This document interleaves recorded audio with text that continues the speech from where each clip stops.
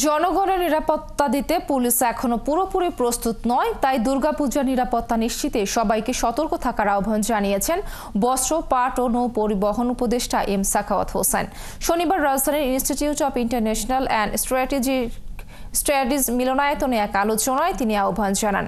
আওয়ামী লীগ সরকারের 15 বছরে যেসব বিচারক হত্যাকাণ্ডকে ক্রসফায়ার হিসেবে নোট দিয়েছেন তাদেরকেও বিচারের আওতায় আনার দাবি জানান আইন ও সালিশ কেন্দ্রের নির্বাহী পরিচালক নূর খান। আরো জানাচ্ছেন মুজাহিরুল হক রুমেন।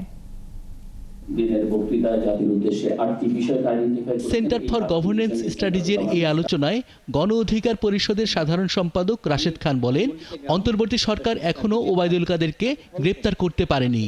গ্রেপ্তার হয়নি শেখ পরিবারের কোনো সদস্য।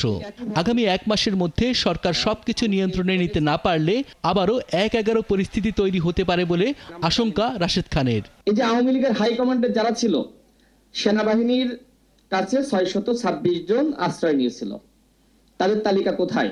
এই সরকার যদি আগামী 1 মাসের মধ্যে সবকিছু নিয়ন্ত্রণ করতে না পারে, তাদের নিয়ন্ত্রণে সবকিছু না যায়, তাহলে আরেকটি 1-11 হবে।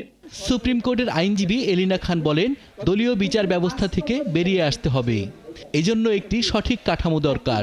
পুলিশকে নিরপেক্ষভাবে কাজ করার জন্য দরকার পুলিশ কমিশন। পুলিশ কমিশন গঠন, যেটা অনেক আগে থেকে আমরা বলে আসছি, আজ পর্যন্ত কোন সরকার এটাকে অ্যাকসেপ্ট করেনি, কারণ করলে তারা স্বাধীন হয়ে যাবে এবং তাদের আন্ডারে থাকবে না। গেল 15 বছরে 6000-এর উপর গুম খুনের ঘটনা ঘটেছে।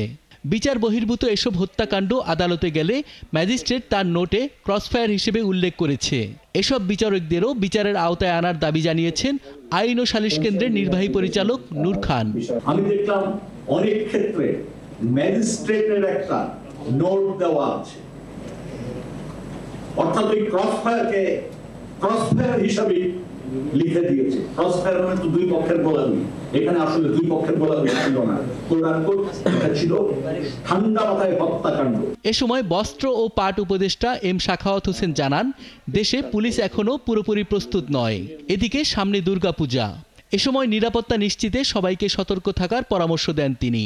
সামনে এত বড় ধরনের দুর্গাপূজা আছে, আশা করি আমি পলিটিক্যাল পার্টির সাথে বলছি, আপনারা please, this is your duty to protect all citizens' right.